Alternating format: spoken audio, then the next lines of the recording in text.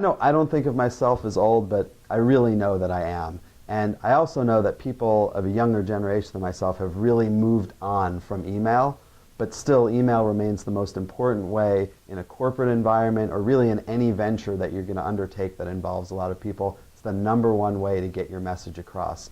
So whether you rely in your daily life on social networking or text messaging or Skype or any combination of the above, you really need to master the art of writing good emails. So I'm going to lay out 4 pretty useful points, actually 3 in a bonus. So #1, limit jargon. #2, summarize. #3, tell me why you need help. And then the bonus 4th one is, tell me why I'm getting the email. As a manager, I get hundreds of emails a day, and I've got to tell you, half of them, I have no idea whether I'm supposed to freak out because it's terrible news, or be joyous because it's great news, or do nothing because it has nothing to do with me. So I'll get back to that one in a second. But first, limit jargon. Especially in your early career, it's really tempting to write very technical emails to show that you know your stuff. And there are places where that's appropriate, but in general, the best move, especially when you're emailing senior people, is to avoid jargon, or better yet, translate jargon. So if you have a technical term, just put in parentheses what it means in plain language.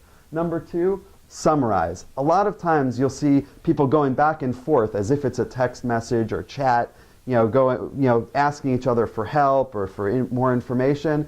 Then you need a manager to step in and help out, or you want to let someone know what's going on, and the temptation is just to forward the email and say, please advise, or you add someone to the CC list and don't even tell them why they're getting it. It's always helpful, and you can play a really valuable role as a bringer together of people if you take a moment, summarize what's gone on to that point, and present it to the reader in a clear fashion. So instead of reading email threads this long, they just have to read a couple of lines and they can get up to speed very quickly. It's a great skill to have.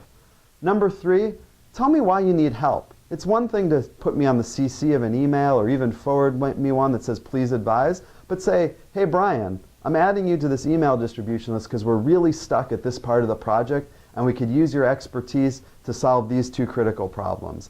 It doesn't even have to be that specific, but give me some indication of how I can help. People love to help. People hate to solve puzzles. So if you can tell me why I can help and how I can help and have me avoid solving a puzzle to get there, you're likely to get a response from me very, very quickly. Now the bonus 4th one is tell me why I'm getting the email. I can't tell you how many dozens of emails I get a day where I'm CC'd or I'm even in the to line and I don't know why. Or someone asks me a question in the middle of a long email. Bryan, what do you think of this? But I was in the CC line, so automatically I've deprioritized. It's always helpful, especially if you're emailing a lot of people. Just say, if you're in the to line, you're getting this because I have a question for you. If you're in the CC line, it's just a heads up, don't do anything. So remember those couple of key points. Email is going to be with us for a long time as a means of communication, and if you get it right, it's really a chance to shine.